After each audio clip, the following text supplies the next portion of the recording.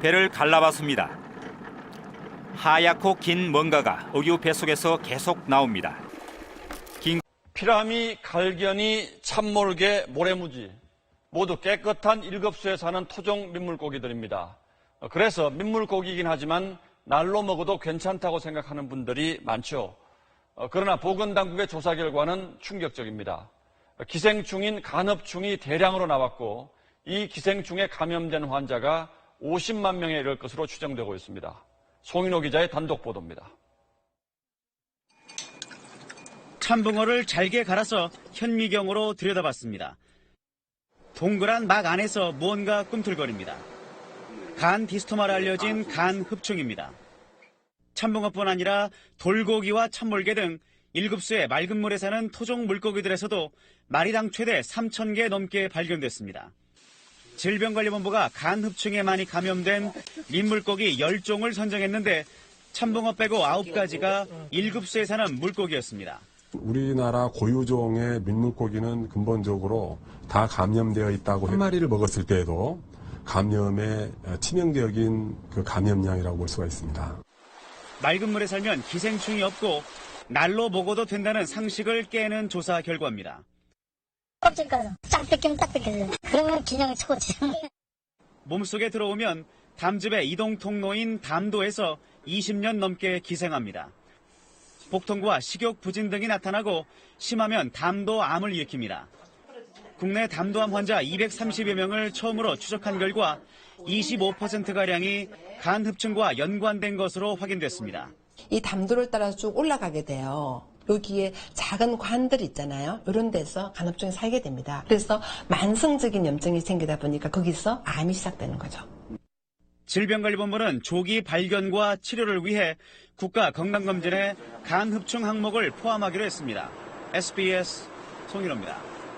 낙동강 상류에 이어 하류에서도 물고기들이 기생충에 감염된 것으로 확인됐습니다. KNN 취재팀이 합천 창녕보 주변을 조사했더니 특정 물고기에서 감염률 100%였습니다. 진재훈 기자가 현장 취재했습니다. 합천 창녕보가 바라다 보이는 낙동강 중류 지점입니다. 보로 인해 물 흐름은 거의 멈췄습니다. 자세히 보면 물고기들이 힘없이 헤엄을 치는 모습이 보입니다. 한두 마리가 아닙니다. 뜰채로 건져 올려봤습니다.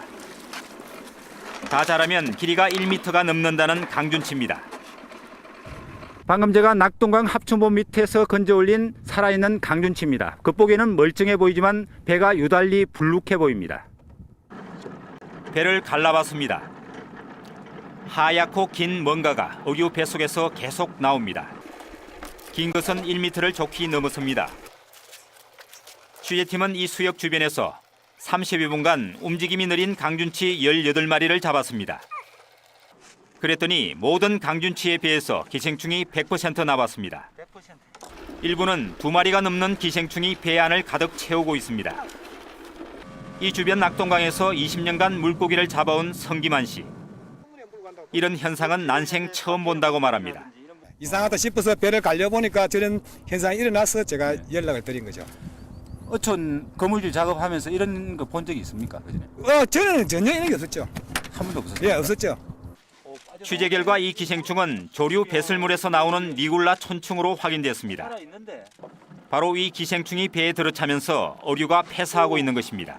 직접적인 원인은 니굴라 촌충 감염으로 보시면 될 겁니다. 하성지름이 근처에 구멍을 뚫고 나오는 놈도 있어요. 죽게 되면 기생충은 탈출을 해요. 인체 감염은 아직 보고되지 않고 있습니다. 문제는 먹이 사슬입니다. 주변 수달 배설물입니다.